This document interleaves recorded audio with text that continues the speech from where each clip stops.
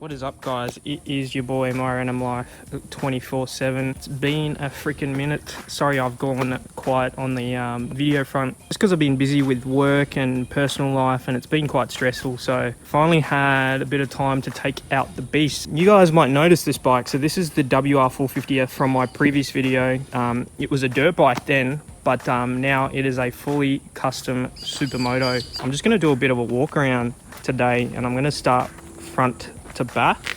These are the wheels that I've got. So they're 17-inch super motard wheels. They're an XL rim, so all the way from the UK. So the standard color is actually this anodized blue. I got the wheel builder to powder coat it half white to give it that Alpina look. Big shout out actually goes to Ash's Spoke Wheels in Queensland. These were the guys that hooked me up with these wheels. Hooked me up as in like they looked after me and built these wheels. Haven't been sponsored by anyone on this build. It's all out of my own pocket. I've actually got custom axle sliders. So they're meant to copy the style of the wheel. So half is white, half is blue.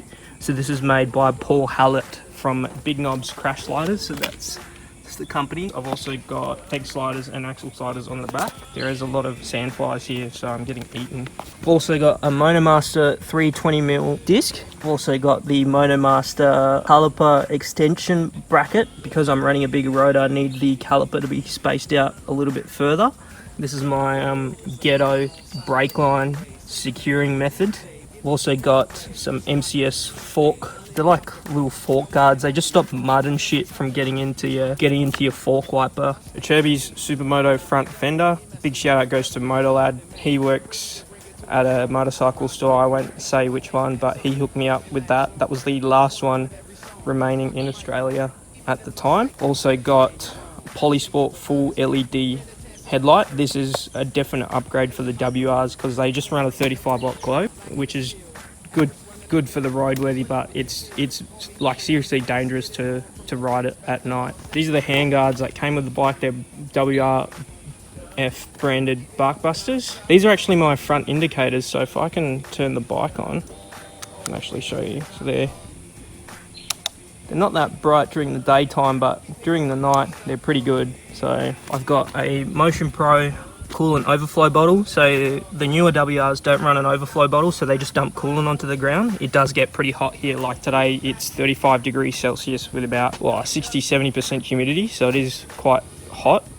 I've also got a BNB engine K Saver in the event that the chain snaps or anything like that. Rather than punching a hole through my engine and setting me up for a real effed up day, I've got that. BNB have also been a really good supporter of the build. Definitely check those guys out if you're looking for protection for your motorcycle. Up here I haven't got much else, just got a quad lock for my phone. In terms of gearing, I'm actually running 1444, so I've got a 14 tooth sprocket on the front and 44 on the back.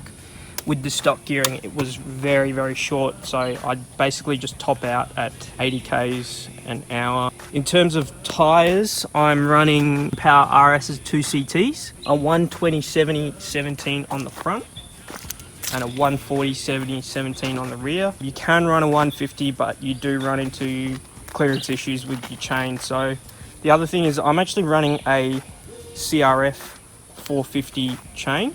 Apparently it's the narrowest X-ring chain that you can buy on the market. Coming on this side, the only other performance mod that I'm running is a GYTR slip-on. It's basically an FMF slip-on. Just to give you a rough idea of what you'd be looking at for a build like this in terms of cost, is paid about $7,400 for the bike, and all the components as you see here are about $3,000 on top of it.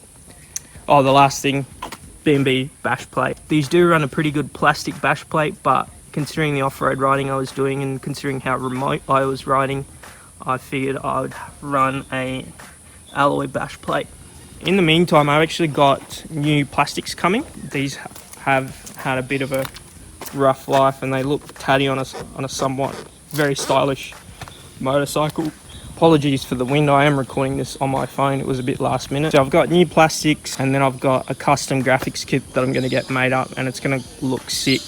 But while the plastics are coming, I'm actually going to convert this back to a dirt bike. A little bit over road riding. Honestly don't want to be dealing with police or dickhead drivers, so Once the plastics come and once the sticky kit comes, I will chuck the motard wheels back on and this thing is going to look mint. But I hope everyone's been well over the Christmas break and over the New Year period. Please be safe, especially with the COVID getting around. I've got a new bike coming into the garage this year. That's the main goal. So I'm not sure at this stage. I might potentially look at selling this if the right offer comes up. Otherwise, I might end up keeping it as a full-time Supermoto. It's going to be an adventure bike. That's all I'm going to say. In the meantime, I hope you guys like the bike. Taking a lot of blood, sweat and tears to get it to this stage. So yeah, in the meantime, I'll see you guys in the next video. Peace.